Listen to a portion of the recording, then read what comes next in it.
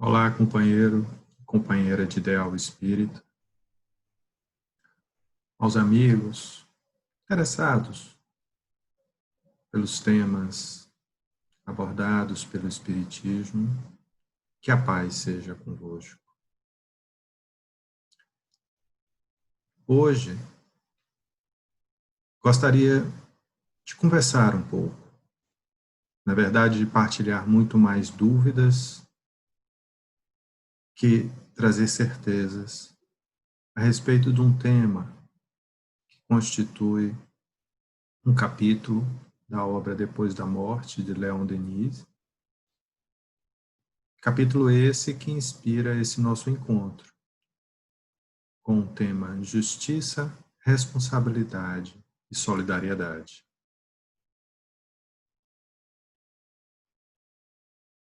E peçamos ao Pai, ao Divino Mestre Jesus, aos amigos da espiritualidade, os orientadores da tarefa da nossa querida COBEM e de toda a tarefa da seara do Mestre Jesus, que nos inspire nesta nossa tarefa, neste nosso encontro, para que possamos extrair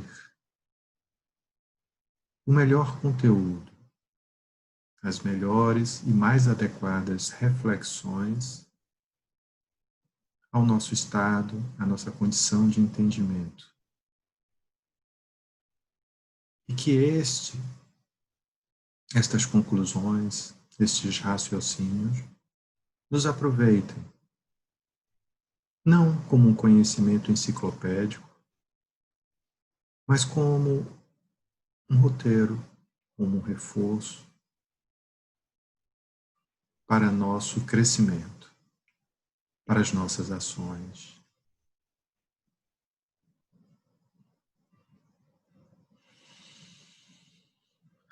Amado Mestre Jesus, aqui estamos nós, reunidos,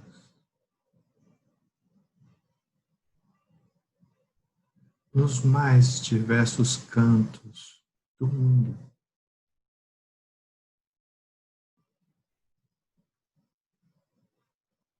em comunhão convosco e em teu nome, para mais um momento de estudo e reflexões sobre as realidades eternas,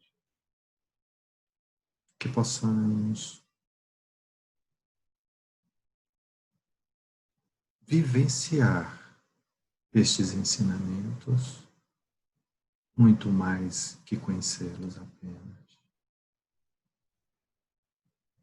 Que possamos transformar as lições do Evangelho, do Livro dos Espíritos, as reflexões desse grande espírito Leon Denis, em páginas vivas em nossa caminhada. Porque conhecer é fácil. Vivenciar, aí está o grande desafio. Aí está a verdadeira tarefa grandiosa. Rogamos a vós, Mestre,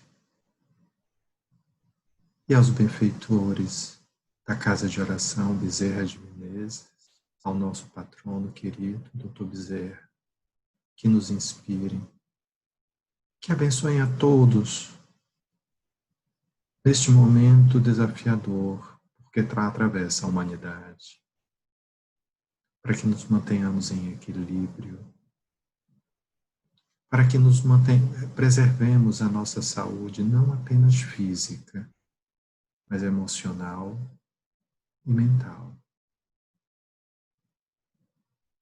Através da conexão com o alto, por meio da oração, da meditação, como exercícios da nossa fé. da nossa confiança, da nossa paz. Que assim seja.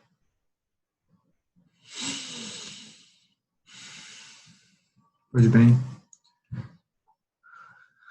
em companhia e sob a inspiração desses trabalhadores maravilhosos da seara espírita, que regem o mundo, trabalhadores da vinha do Pai, trabalhadores dedicados à tarefa do Mestre Jesus, passemos a refletir algo a respeito do que nos chamou a atenção Leon Denis em sua obra. E antes de começarmos a falar sobre o tema justiça, solidariedade e responsabilidade, creio que devamos entender um pouco o contexto dessa obra e do seu autor, Leon Denis, da obra Depois da Morte, considerada sua obra magna. Isso e o próprio Leon Denis, um apóstolo e talvez o mais importante continuador da tarefa de Kardec.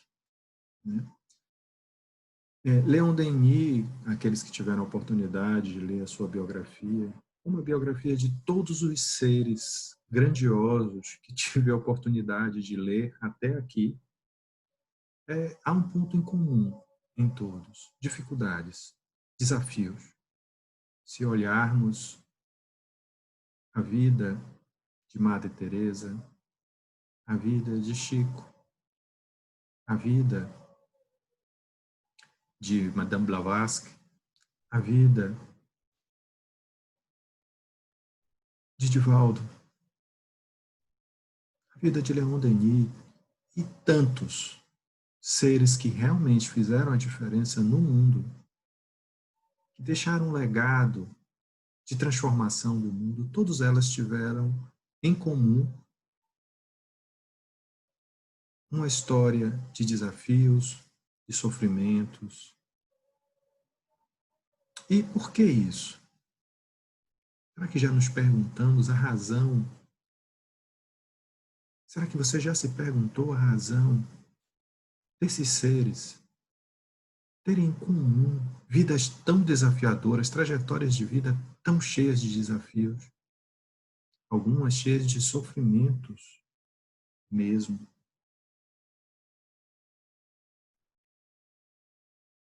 Né?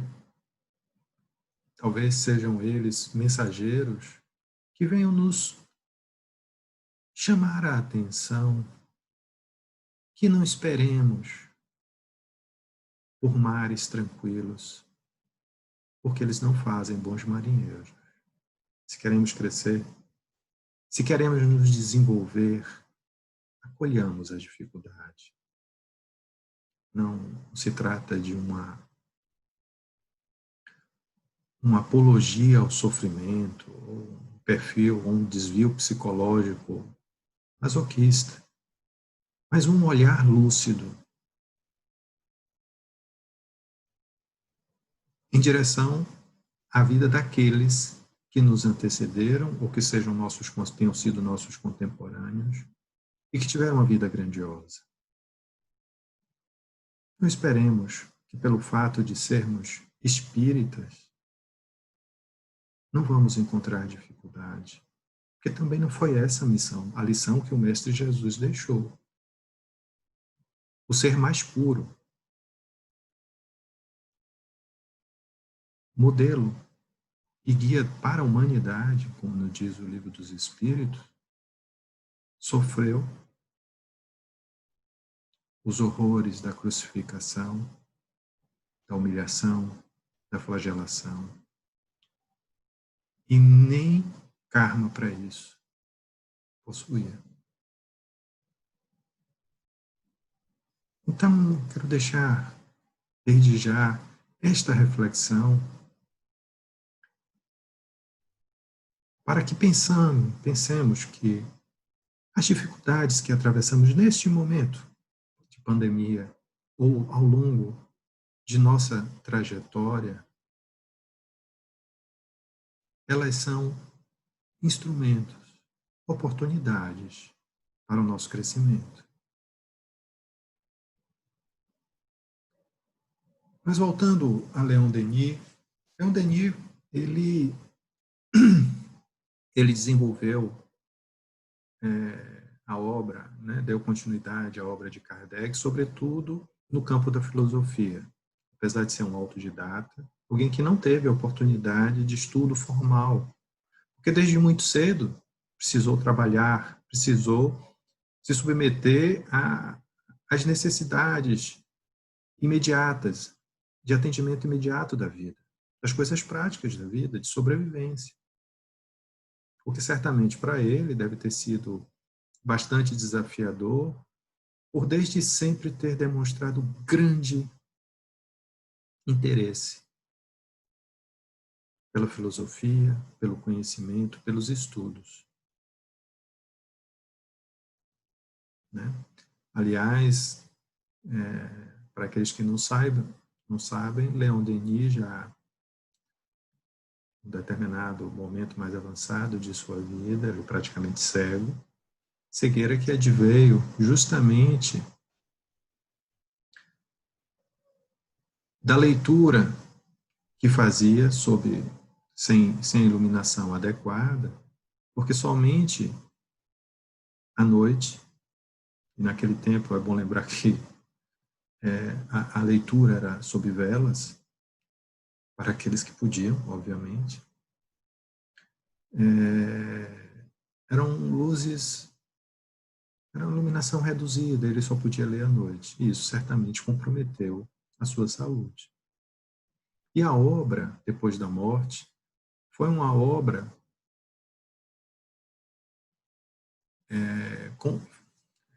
elaborada com um propósito de resumo fiel da doutrina espírita.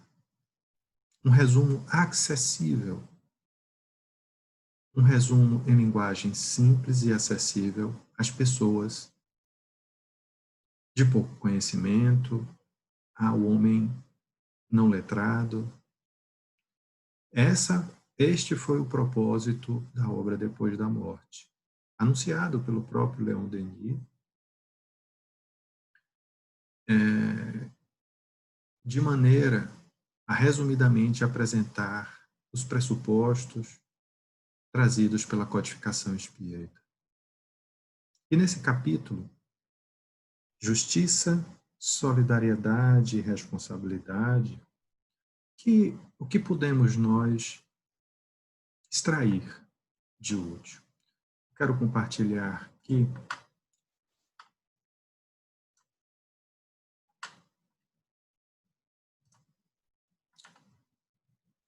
um material que elaborei para facilitar as nossas reflexões dessa noite.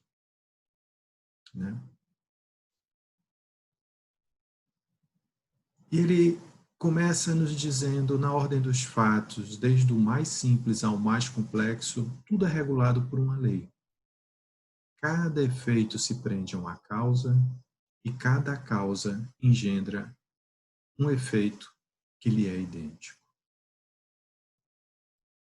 Né? Então, a partir dessas palavras de Denis, se nós voltarmos o nosso olhar para a codificação básica, particularmente para o Livro dos Espíritos, nós vamos encontrar lá, na questão 614, os Espíritos nos respondendo sobre a lei divina ou lei natural. Né?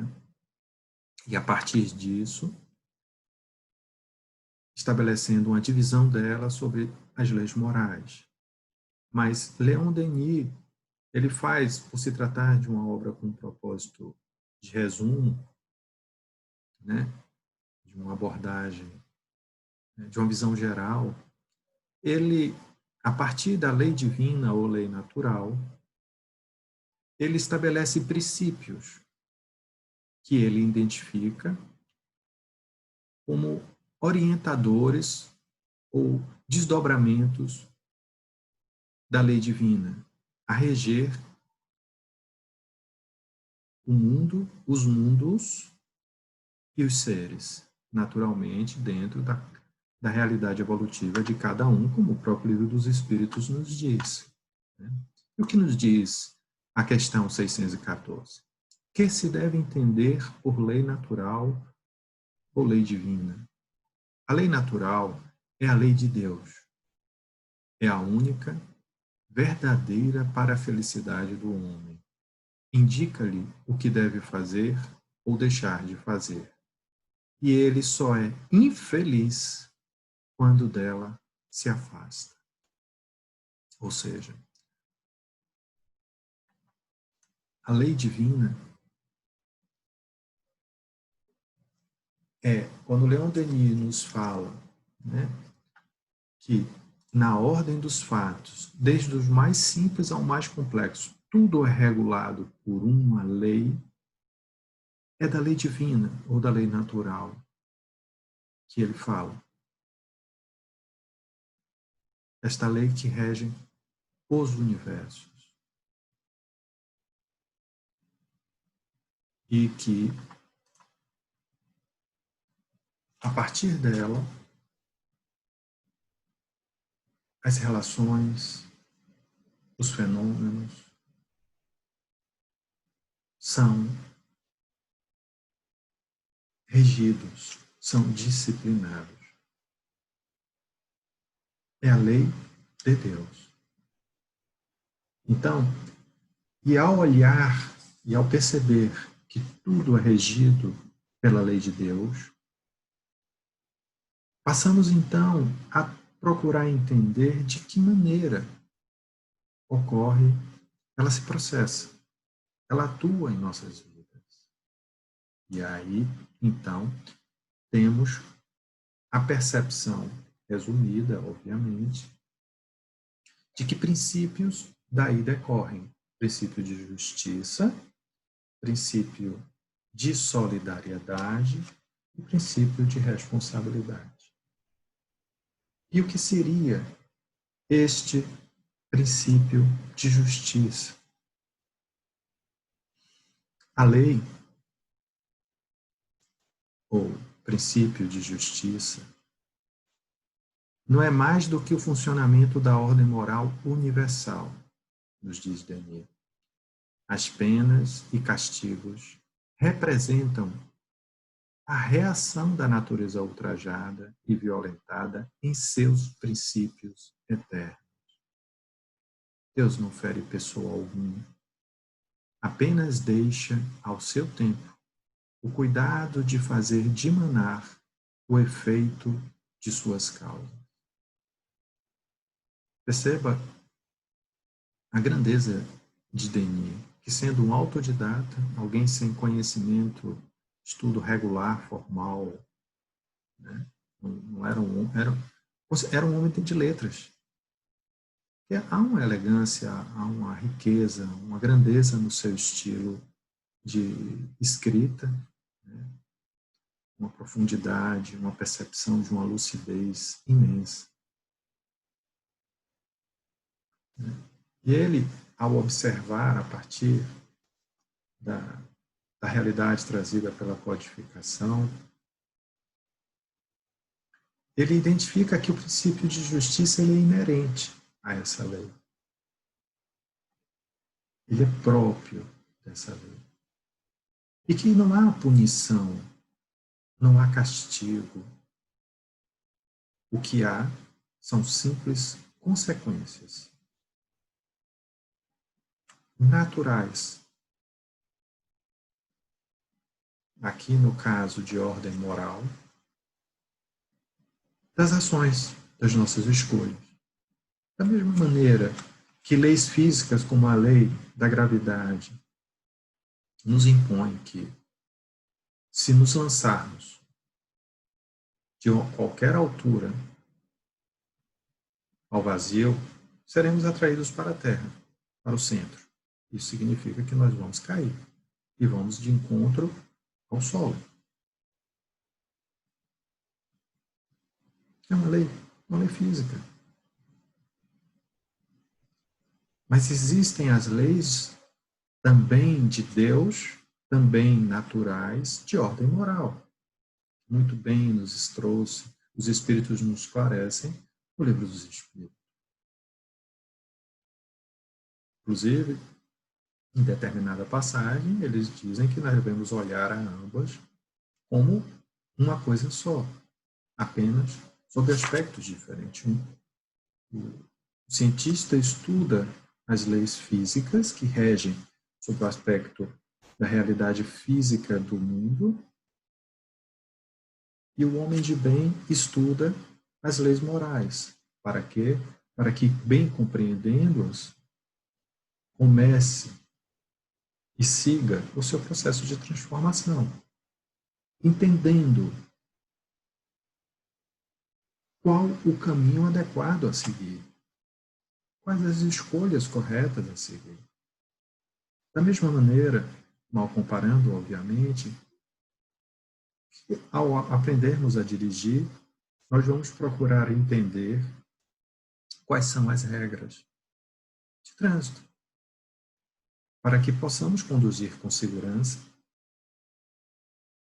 para que possamos não infringir, colocando a nossa vida ou a dos outros em risco.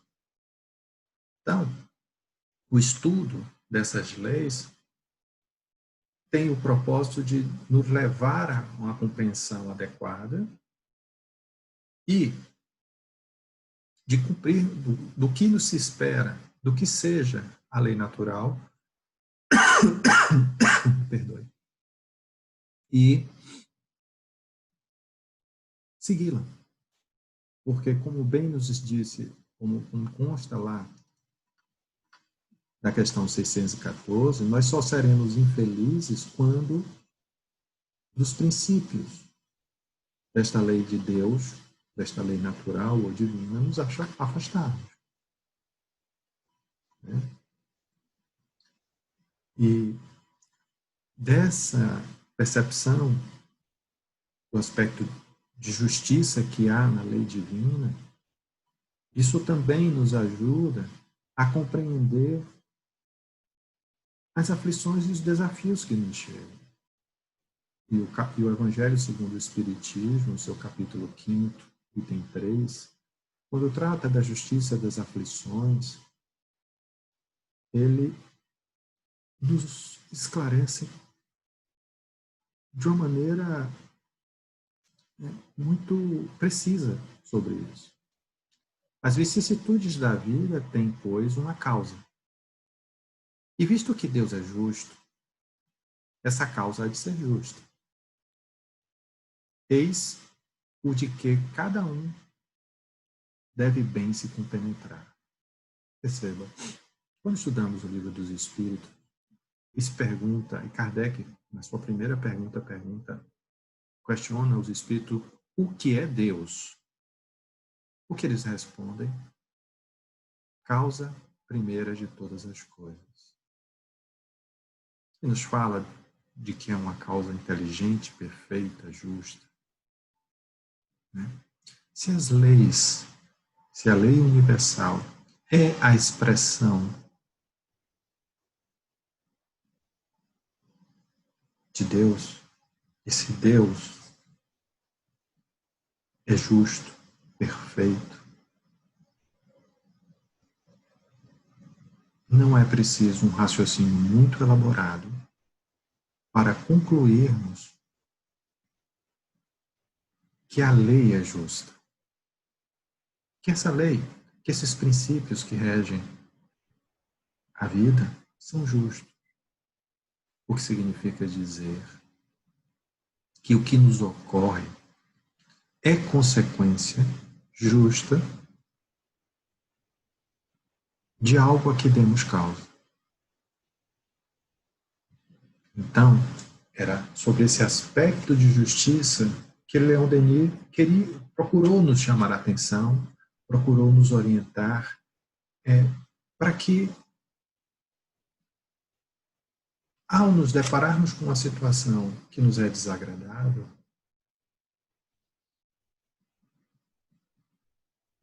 não devemos reclamar, praguejar, nos infelicitar, mas perguntar se isto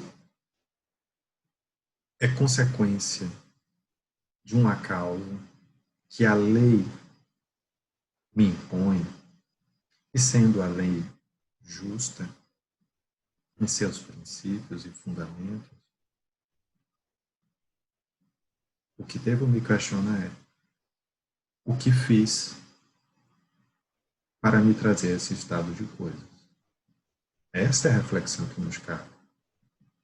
O que tenho feito ou deixado de fazer para que essas coisas estejam ocorrendo em minha vida.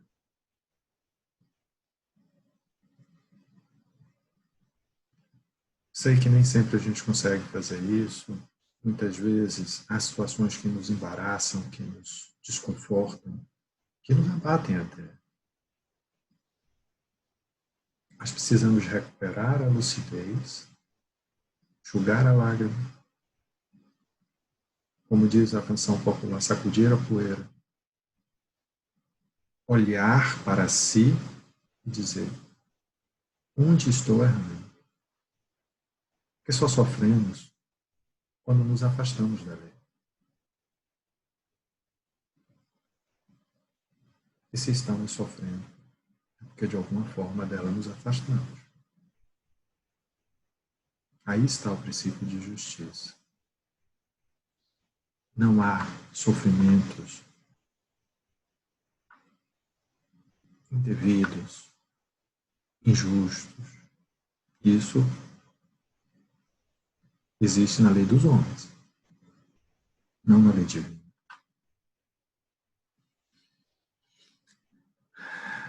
E uma vez dito isso, existe um outro aspecto da lei divina no que diz respeito à sua justiça, que também é importante nós destacarmos, né? Que estão, a gente pode compreendê-las melhor a partir de trechos, né, das questões 115 e 803 do Livro dos Espíritos. A 115 é a questão clássica de que fomos criados todos simples e ignorantes. O que significa isso? Todos nós partimos do mesmo ponto. Não houve privilegiados. Não há privilegiados. Todos largam na corrida da vida do mesmo lugar.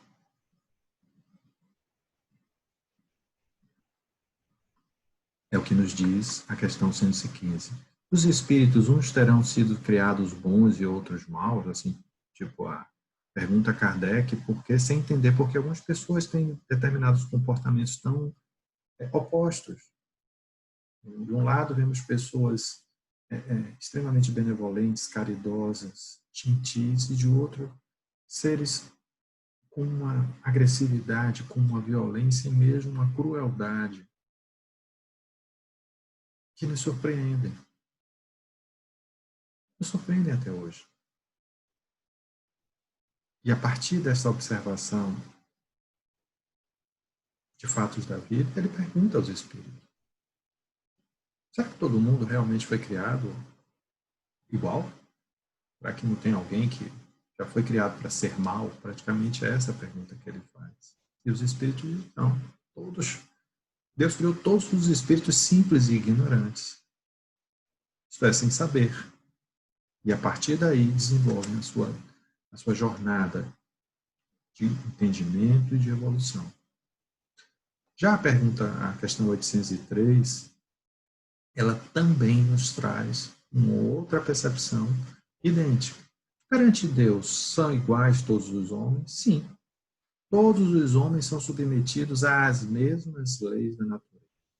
Todos nascem igualmente fracos, acham-se sujeitos às mesmas dores, e o corpo do rico se destrói como o do pobre. Deus a nenhum homem concedeu superioridade natural, nem pelo nascimento, nem pela morte. Todos aos seus olhos são iguais. Então, que outro princípio de justiça extraímos dessas duas questões do Livro dos Espíritos? O princípio da equidade, ou seja, de que não há, todos são tratados igualmente, que não há privilegiados e não há privilégios. O que há são escolhas. Alguns percebem mais rapidamente que outros o caminho correto, o caminho adequado, as escolhas adequadas. Outros têm mais dificuldade. E a equidade é um conceito inerente à justiça. Porque onde há privilégio, onde há tratamento desigual, não há justiça, não há equidade. Então, esse é mais um aspecto para que percebamos a justiça da lei divina. Percebamos a justiça do que nos ocorre. Então, quando ouço alguém dizer, por que Deus, e outro dia uma pessoa dizia isso, por que Deus está castigando, está nos castigando com essa pandemia? Refletamos. Pensemos no que acabamos de ouvir, o que acabamos de ler. Não me parece minimamente razoável, para não dizer injusto, essa colocação. Não há castigo. A pandemia é simplesmente resultado de escolhas da humanidade. Escolhas seculares. Escolhas feitas ainda há pouco.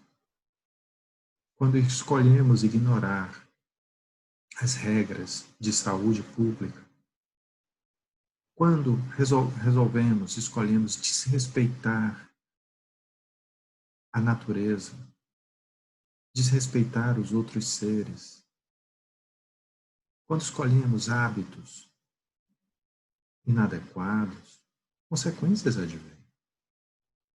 Apenas isso. Não há castigo, não há punição. O Pai não castiga nem pune ninguém. São consequências, resultados de uma violação à lei, de uma violência que cometemos a todo instante, quando desrespeitamos os outros seres, quando desrespeitamos a biodiversidade,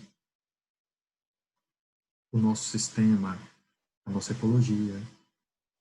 Quando escolhemos hábitos alimentares inadequados, hábitos de higiene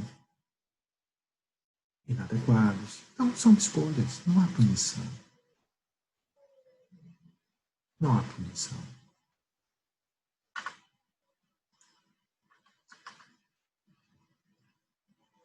Nos diz mais, Denis. Todos os homens, desde o mais selvagem até o mais civilizado, são espíritos semelhantes pela origem e pelo fim que têm de atingir.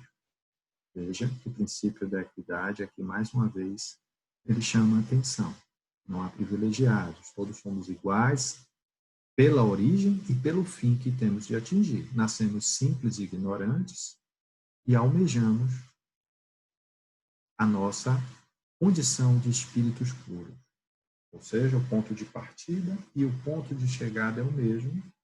E nesta jornada, nesta corrida existencial, vamos colocar essa maratona existencial de milênios, somos colocados para competir não com o outro, mas conosco, em condições de absoluta igualdade. em seu conjunto, constituem uma sociedade cujos membros são solidários, e cada um trabalhando pelo seu melhoramento particular, participa do progresso e do bem geral. Olha a lucidez de Denis, né? Ele identifica aqui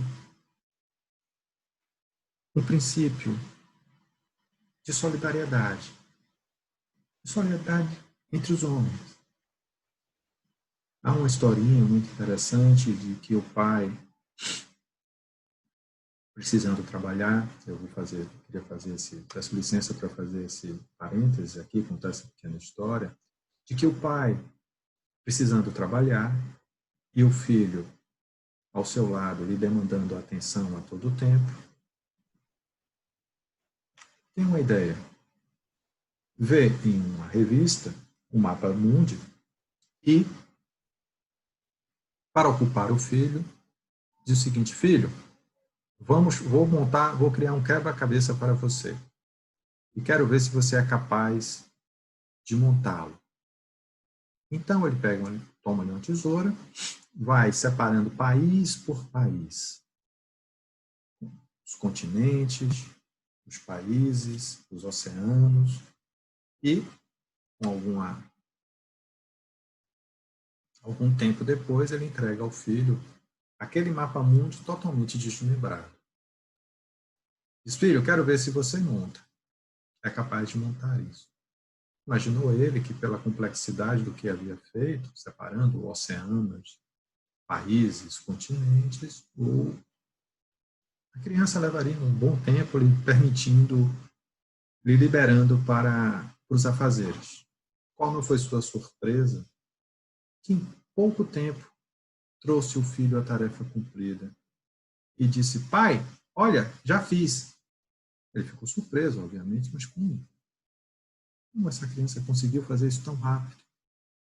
Olhou, foi conferir, obviamente, e, novamente, para sua surpresa, estava tudo correto. Então ele pergunta: meu filho, como você conseguiu montar tão rápido isso? Ele disse: pai, foi fácil. Eu vi que do outro lado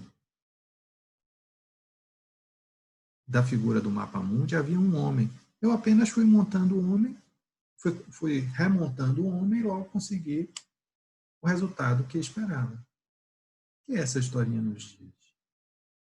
Que o mundo de regeneração que almejamos é uma construção a partir de nós. A partir da nossa reforma.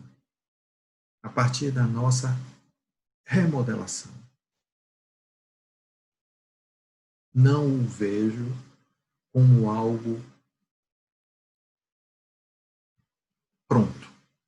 Algo em que o pai chegará e diz: não, a partir desse momento, independente da condição em que estejamos, temos um mundo de regeneração. Não vejo dessa maneira. Lembremos que o nosso perispírito, ele precisa ser adequado à realidade daquele mundo. E nós devemos estar encarnados, por isso devemos estar encarnados em lugares adequados à nossa condição moral. Ou seja, a realidade de um mundo de regeneração é a realidade de seres que estão empenhados em sua regeneração. Seres que continuam tendo imperfeições, mas já não as desejam. Já não vão ao seu encontro, mas a elas resistem. Mas a elas procuram transformar, porque já é uma roupa que já não lhes cai bem. O egoísmo, a inveja, a indiferença é algo que já não lhes agrada. Então, o mundo de regeneração é uma construção de cada um de nós e nisso está o princípio de solidariedade. Compreendemos que a partir do momento em que nós transformamos a realidade ao nosso redor. E Denis, com a lucidez imensa, consegue perceber isso. Se queremos transformar algo, nos transformemos. Isso também me faz lembrar uma outra pequena história que, volta e meia, eu conto. Né? Ela é uma história contada pelo Ron Gandhi, e ele diz que em uma determinada oportunidade, muitas pessoas já contaram, está no livro dele, inclusive, que uma mãe vai ao encontro, uma audiência com Gandhi, para lhe pedir que conversasse, pela sua autoridade moral, conversasse com o filho para não comer tanto açúcar, porque isso não fazia bem, enfim. Então, Gandhi pede para esta mãe voltar dali a um mês, que ele conversaria com o filho dela. E ela não entendeu muito bem, mas atendeu-lhe a orientação. Passado um mês, ela volta e Gandhi se dirige para a criança e diz: meu filho, não coma mais açúcar, faz mal.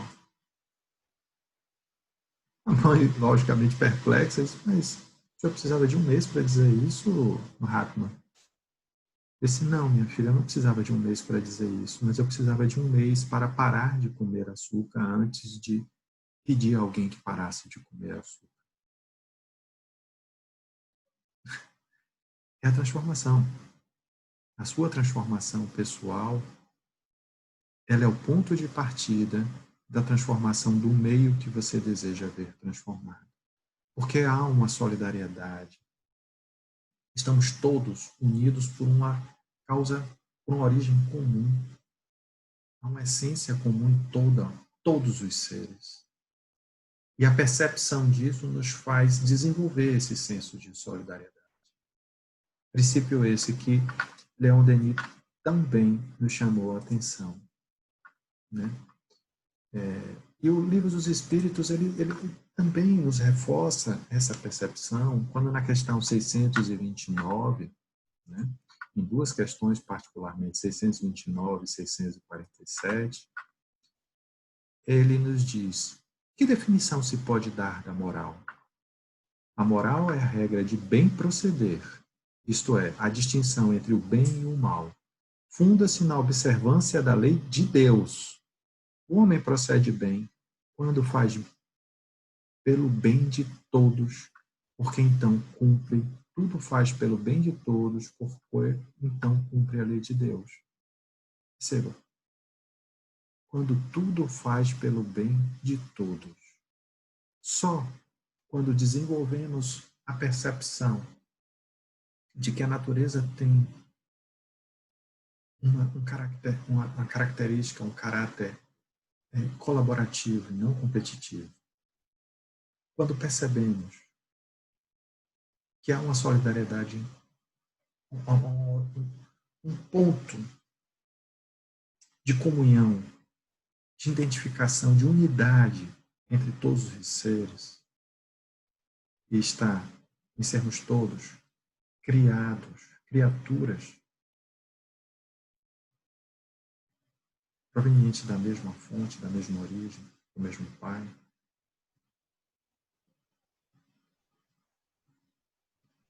Nos leva à compreensão adequada da lei. E mais adiante, na questão 647, nos reforça isso, quando diz: a lei de Deus se acha contida toda no preceito do amor ao próximo ensinado por Jesus? E os Espíritos nos respondem: certamente, esse preceito encerra todos os deveres dos homens uns para com os outros. Como não reconhecer um princípio de solidariedade nessas palavras? Do Livro dos Espíritos, das reflexões de Denis.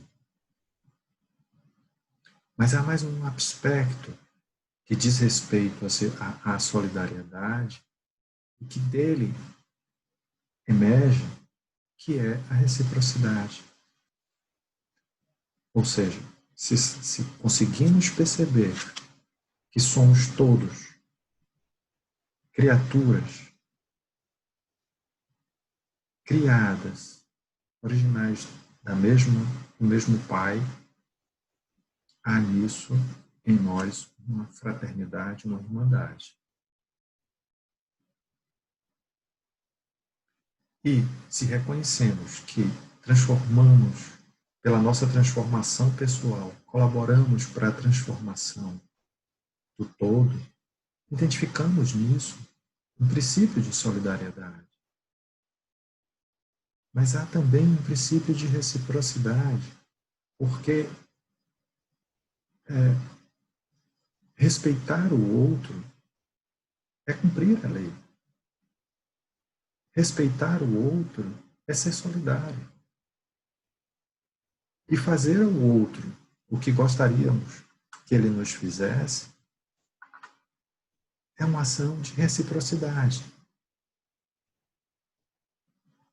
É um desdobramento da solidariedade, da reciprocidade. Ou seja, eu não quero fazer ao outro o que eu não gostaria que ele me fizesse. Ou, olhando de outra maneira, eu vou fazer ao outro o que eu gostaria que ele me fizesse. E por duas vezes, Jesus nos adverte no Evangelho. Tudo, pois, quereis que os homens os façam, assim fazei o vós também a eles. É a regra de ouro. Todos nós conhecemos. Solidariedade e reciprocidade são conceitos muito próximos.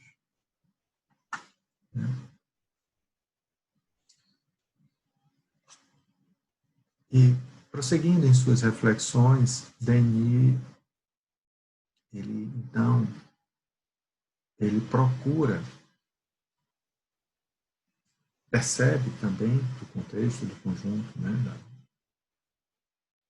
do arcabouço da lei, um outro princípio que é o da responsabilidade. Nós já vimos que a lei é justa, que há uma solidariedade que orienta todos os seres diante desta lei, mas existe também uma responsabilidade. E é o que ele nos chama a atenção quando nos diz, enfim, o homem deve aprender a medir o alcance dos seus atos, a extensão de sua responsabilidade, a sacudir essa indiferença que fecunda as misérias sociais e envenena moralmente esse planeta, onde talvez tenha que renascer muitas vezes mais. Olha a profundidade das palavras de Denis, que pela sua força eu gostaria de repetir. A extensão de sua responsabilidade, ou seja, a minha, a sua, a de todos, toda a humanidade, a sacudir a indiferença que fecunda, ou seja, que gera, que alimenta as misérias sociais. A indiferença que alimenta as misérias sociais. E envenena moralmente esse planeta onde talvez tenhamos que renascer muitas vezes mais.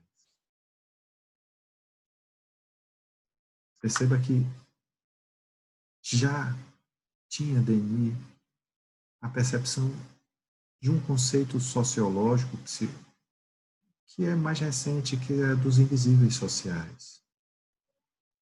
A de não percebermos ou de olharmos com indiferença as dificuldades do nosso semelhante, tornando-os seres invisíveis socialmente.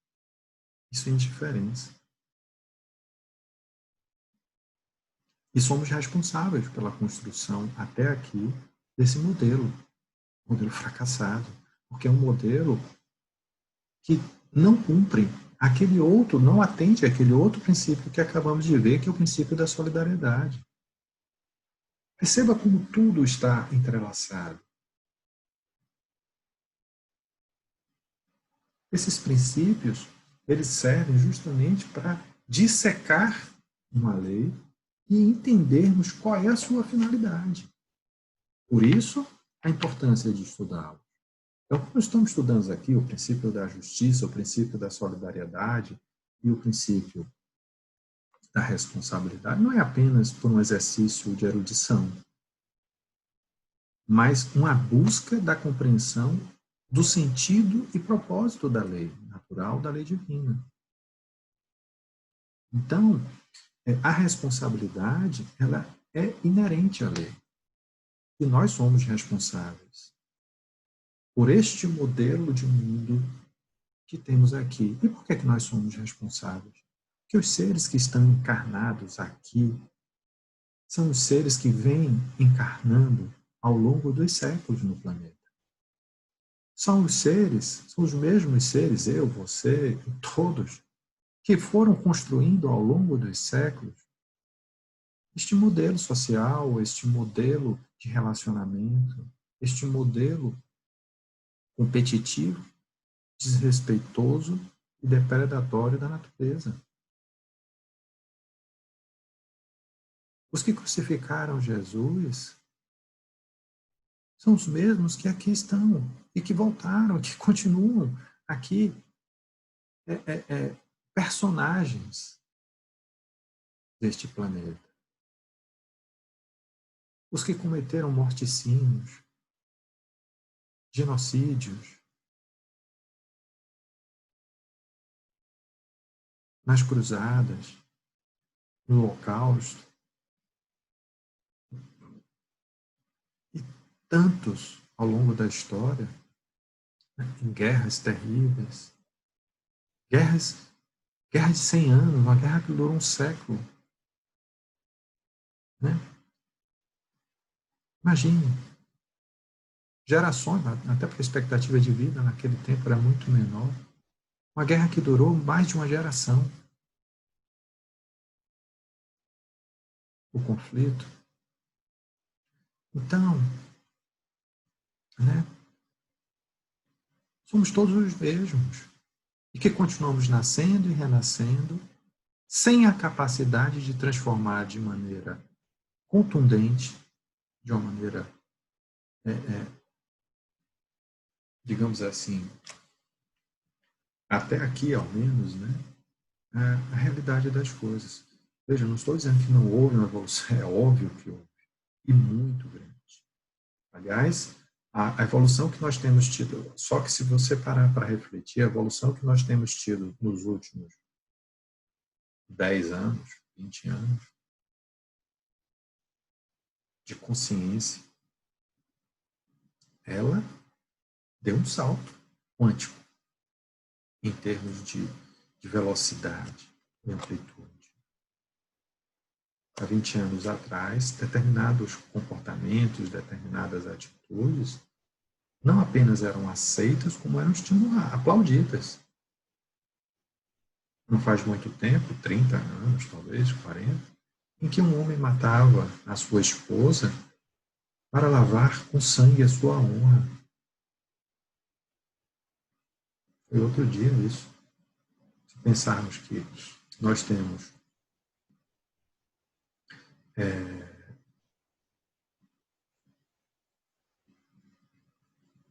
quantos mil anos de humanidade? O que são 30 anos? Né? Não falo do ponto de vista tecnológico de conhecimento, eu falo de transformação de conceitos sociais, conceitos morais. Né? Nós estamos vendo recentemente as pessoas se rebelando contra a corrupção de uma maneira contundente, saindo simplesmente daquele plano de quem reclama para quem faz algo contra. Mas lembre-se, essa transformação ética, ela vai ter que partir também da nossa transformação. A transformação ética da nossa sociedade, do nosso planeta, ela não se fará pela transformação do outro, da nossa. Porque do outro sou eu.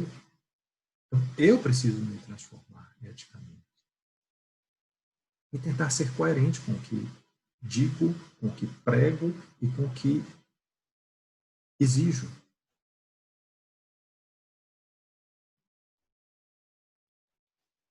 Inclusive nas pequenas coisas. Porque o errado é errado. O que é desonesto é desonesto, independente do seu objeto, do tamanho do seu objeto. É uma questão de conceito.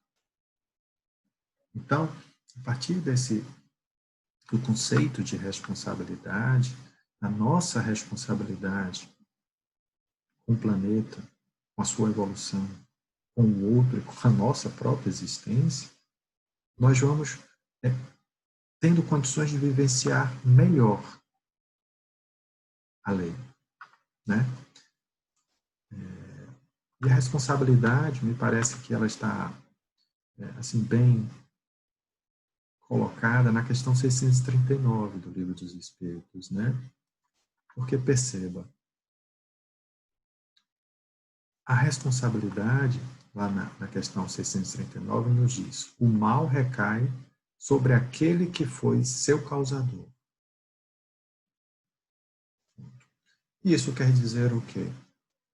Que simplesmente, de uma maneira linear, quem causa o mal, e eu acho que essa é a compreensão importante de termos, simplesmente quem causa o mal é responsável de uma maneira linear, ou seja, não há circunstâncias que atenuam ou que agravem a situação. E eu, honestamente, tenho a sensação de que a nossa dificuldade em compreender a justiça divina, de que tantos irmãos nas tarefas mediúnicas tomam para si a tarefa de vingadores e de aplicadores da lei, para que a justiça, se faça segundo o seu modo, segundo o que ele entende que deva ser, as consequências adequadas àquele que lhe agrediu, que lhe ofendeu, que lhe machucou, e não segundo a realidade desses princípios imutáveis que regem todos os mundos, se dá pela nossa incapacidade de bem compreender esses mecanismos que envolvem a responsabilidade. Perceba, mesmo no estudo das leis dos homens, nós temos lá as agravantes e as atenuantes, que fazem com que a pena seja maior, menor, ou mesmo que hajam excludentes de responsabilidade. Não é esse o objetivo do nosso bate-papo, mas é importante a gente entender. A legítima defesa, por exemplo, quando cumprida de forma como posta na lei, né, moderação de meios, uma resposta adequada à agressão sofrida, ela exclui a responsabilidade, apesar de ter ocorrido um evento mesmo até de morte. Né? Se nós, homens, imperfeitos como somos, conseguimos conceber que existe um grau de culpabilidade a ser identificado, aferido, numa lei em que temos exemplos em todo momento de imperfeição na sua aplicação e às vezes até mesmo na sua concepção, não podemos esperar que a lei divina, que é a expressão de um Deus perfeito, justo e imutável, não seja perfeita e justa. Então, eu acho que este é o ponto que eu identifico mais importante na nossa reflexão sobre a responsabilidade. Né? Dessa característica, desse aspecto, deste princípio que rege a lei natural. É fato que quem causa o mal é responsável por ele. Mas em que medida? O que o torna maior ou menor?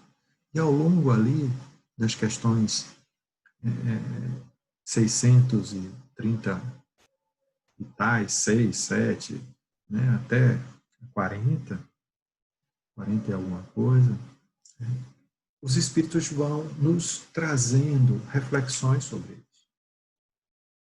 Então, perceba. Quando na questão 639 ele nos diz o mal recai sobre aquele que foi seu causador, se formos olhar a questão propriamente dita, o que é que consta aqui dela? Vou ler para vocês, peço licença. Né? O mal que cometemos não resulta muitas vezes da posição em que os outros homens nos colocam? Nos colocaram? Quais são, nesses casos, os mais culpados? Perceba que os espíritos respondem primeiro com uma afirmação importante. O mal recai sobre aquele que foi seu causador. Ponto. Assim, um homem que é levado a praticar o mal pela posição em que os seus semelhantes o colocaram é menos culpado, perceba, não está excluindo a responsabilidade dele, mas está atenuando, do que aqueles que o causaram esse mal. Porque cada um será punido não só pelo mal que haja feito, mas também pelo mal que haja provocado, ou permitido que ocorresse. Então, o mecanismo de responsabilidade, ele sozinho, comportaria um bate-papo só sobre ele, para a gente tentar entender melhor isso. Tentar aprofundar a nossa melhor compreensão sobre esse mecanismo. Né? Porque quando ele diz que pelo mal que tenha provocado, isso também nos leva a quê? Que o mal que ele permitiu que ocorresse incorre no mesmo raciocínio. Então, as nossas omissões, elas também nos geram responsabilidade. E nem sempre a gente está atento a isso. Né? Aí na questão, né, 636,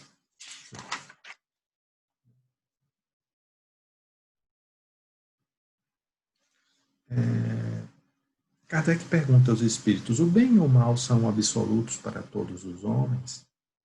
E a resposta está ali. A lei de Deus é a mesma para todos. Nós já vimos isso pelos princípios, né, da justiça, né? Mas o mal depende principalmente da vontade que se tenha de o praticar, ou seja, da intenção nossa. Por isso que muitas vezes se diz que a ignorância é uma bênção. Não, ela não é uma bênção. Né? Ela apenas não lhe permite você compreender a extensão das coisas. O entendimento, sim, é uma bênção. Agora, ele traz responsabilidades, essa é a questão, e nem sempre a gente está a fim de ter responsabilidade. Vamos combinar, né, que a responsabilidade traz um peso, o entendimento das coisas traz um peso. E quando fazemos algo de caso pensado, ou seja, há o elemento volitivo ali envolvido, eu usando a expressão do direito penal, a dolo, a intenção, o resultado, a responsabilidade, nesse caso, é plena, absoluta. E ela será tanto mais grave se a isso somasse o que nos esclarecem os Espíritos na questão 637. Se à vontade soma-se o entendimento, a compreensão do que se está fazendo. O homem é tanto mais culpado quanto melhor sabe o que faz. É o que nos diz a questão 637. Apenas para lembrar, a questão 637 é uma em que Kardec questiona se o selvagem que pratica antropofagia, né, que se alimenta de carne humana, ele seria culpado. Né? Ele disse, e os espíritos respondem, eu disse que o mal depende da vontade, veja lá, da intenção. Pois bem, o homem é tanto mais culpado quanto melhor sabe o que faz. É como se ele nos dissesse: perceba, o selvagem é um espírito ainda nos seus de desenvolvimento ainda muito tênue. E não se pode atribuir uma responsabilidade igual àquele que entende que a alimentação, que alimentar-se de um semelhante em condições por prazer, não por necessidade de sobrevivência, não atendendo ao princípio da lei de sobrevivência, seja justificável. Como algum dia eu espero particularmente chegar a alcançar um nível de entendimento e que, como um dia alcancei a de que me alimentar de um ser humano é inadequado, alimentar-me de um ser vivo é eticamente inadequado. Confesso que essa ainda não é o meu estado evolutivo. Não cheguei a tanto. Né? Mas reconheço aqueles que professam uma alimentação vegetariana um senso ético mais desenvolvido que o meu, pelo menos nesse particular. Em sofrear o desejo, a gula,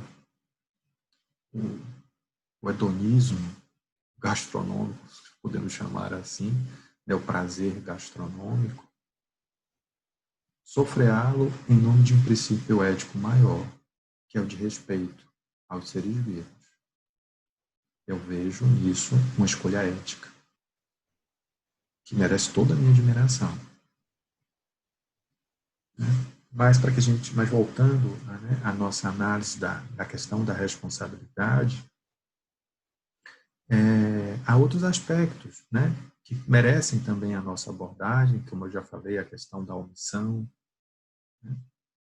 E há um outro aspecto, né, que eu acho que é causa de aflição para muitas pessoas, que é a vontade, que é digamos assim, o desejo de fazer algo que sabemos que é inadequado. E como nos comportamos diante dele. E lá na questão 641, né, Kardec pergunta aos espíritos: o desejo do mal será tão repreensível quanto o próprio mal? E os espíritos nos respondem: depende. Há virtude em resistir ao mal que se deseja praticar, sobretudo quando haja possibilidade de satisfazer-se esse desejo. Se, porém, faltou apenas ocasião para isso, o homem é culpado. Olha como é rico, amplo e sutil os mecanismos de responsabilidade da lei divina. Ou seja, podemos nos sentir tentados, pode nos chegar um desejo inadequado, uma vontade de fazer algo que sabemos que é errado, sim. A todo instante, aliás, chega. Né? É aquela do mais banal, como um chocolate que, além da conta, uma prática de crimes mais graves, até. E me parece que a questão da vontade, da intenção, da compreensão e, sobretudo, da maneira como agimos ou reagimos a esses impulsos, estão alguns dos mecanismos mais importantes da responsabilidade. Porque o que a questão 641 nos diz é o seguinte: olha, por um tempo, maior ou menor, esses desejos continuarão lhe chegando. A questão é como você vai lidar com eles. Porque se ele lhe chega e você reage a eles, sofreando-lhe, não permitindo que eles se concretizem, e veja que ele nos diz principalmente se você tem oportunidade realmente de colocá-los em prática, praticá-los e resiste a eles, há mérito nisso. É um processo de reeducação. Não há mágica, é um processo, né? Então, mas se você alimenta esse desejo no silêncio do seu íntimo e admite realizá-lo, havendo a oportunidade, principalmente, admite realizá-lo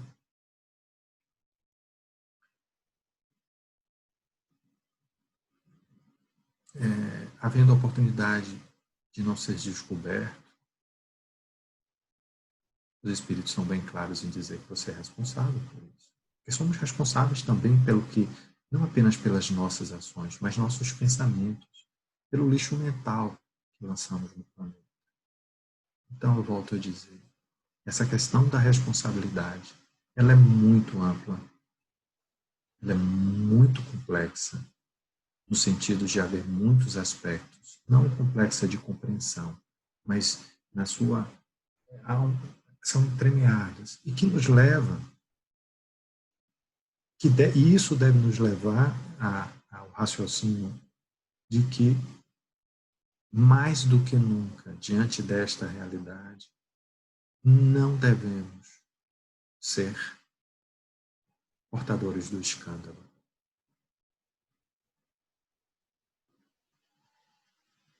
E o escândalo aqui eu quero particularizá-lo sob a forma da vingança. De tomarmos para nós o papel de aplicador de instrumento da justiça. Porque a possibilidade de errarmos a dose e de algoz nos tornarmos criminosos, de vítimas passarmos a criminosos, é imensa. Porque não entendemos esses meandros. Não sabemos a história do nosso semelhante. Por isso que temos, de maneira tão repetida, tão recorrente, manifestações em mesas mediúnicas de espíritos inspirados pela vingança. Certamente porque nunca pararam para tentar refletir sobre as questões da responsabilidade. E nisso, já encerrando o nosso bate-papo, as nossas reflexões de hoje, Leon Denis nos traz a seguinte reflexão. A pena do talião nada tem de absoluto, mas não é menos verdade que as paixões e malefícios do ser humano produzem resultados sempre idênticos, aos quais ele não pôde subtrair-se. É a punição inevitável, o remédio eficaz que deve curar o mal em sua origem. Tal lei cumprir-se-á por si própria, sem haver necessidade de alguém constituir-se algoz dos seus semelhantes.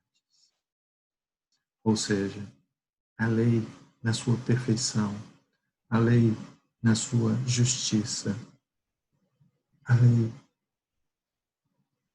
na sua precisão, ela se aplica independente de nós. Não precisamos desejar mal a ninguém, até porque se assim fazemos, escolhemos fazer mal a nós mesmos. E sabe por quê? Porque estamos sujeitos, submetidos a um princípio de solidariedade, de reciprocidade. Vocês lembram? Quando falamos lá, lembramos a passagem de Jesus, não fazer ao seu semelhante o que não gostaria que ele não vos fizesse, ou fazer a ele o que gostaria que ele vos fizesse, um princípio de reciprocidade. Desejar o mal ao outro é fazer o mal a si mesmo em razão deste princípio. Então, não torçamos, como eu vejo tantos companheiros muitas vezes, fulano, ele vai ver quando desencarnar. Na verdade, não é nem, é quase uma praga, né?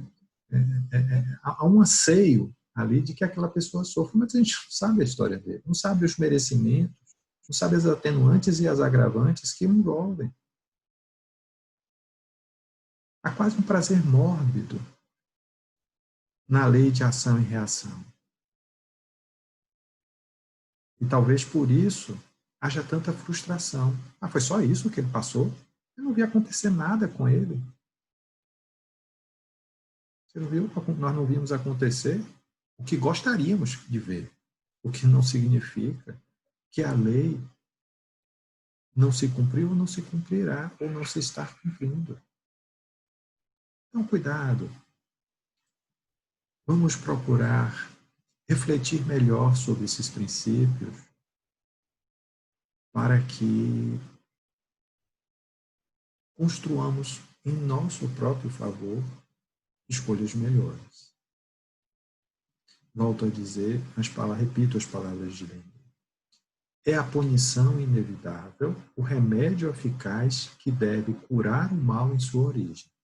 Tal lei cumprir-se-á por si própria, sem haver necessidade de alguém constituir-se algoz dos seus semelhantes. E esse pela vingança foi um acréscimo meu para que ficasse mais claro o que me pareceu ser o espírito do raciocínio, o sentido do raciocínio de Lenin.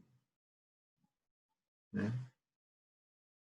Então, meus irmãos, essas eram as reflexões que eu gostaria de partilhar com vocês.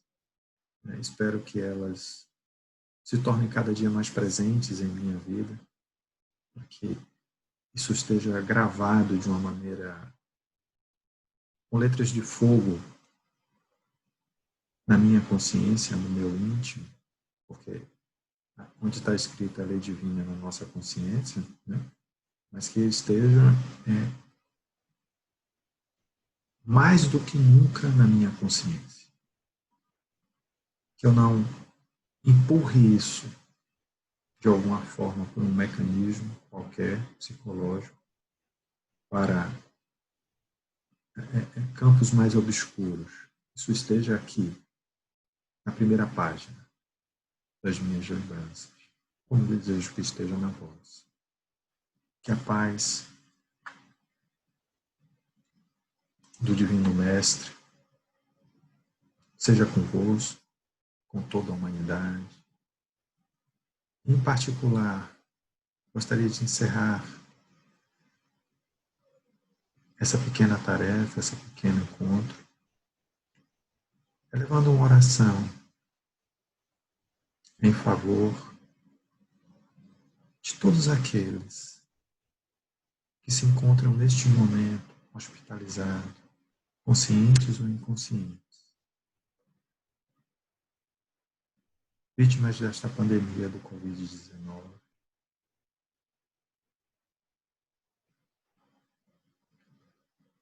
Que esta prece seja um consolo, um alento, um bálsamo em seus corações aflitos.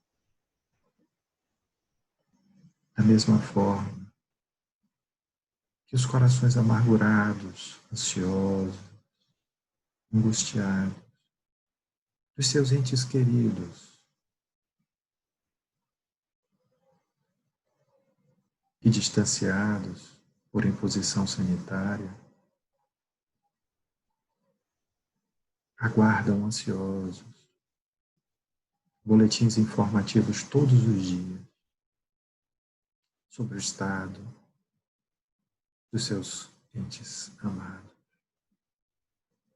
Consolai, Pai, esses corações angustiados. E que aqueles nossos irmãos que desencarnaram ao longo desta pandemia recebam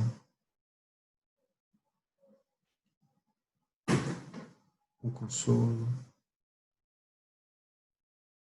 o amparo e tenham o equilíbrio necessário no seu despertar para a compreensão do que lhes ocorreu. Que a paz do Senhor seja conosco,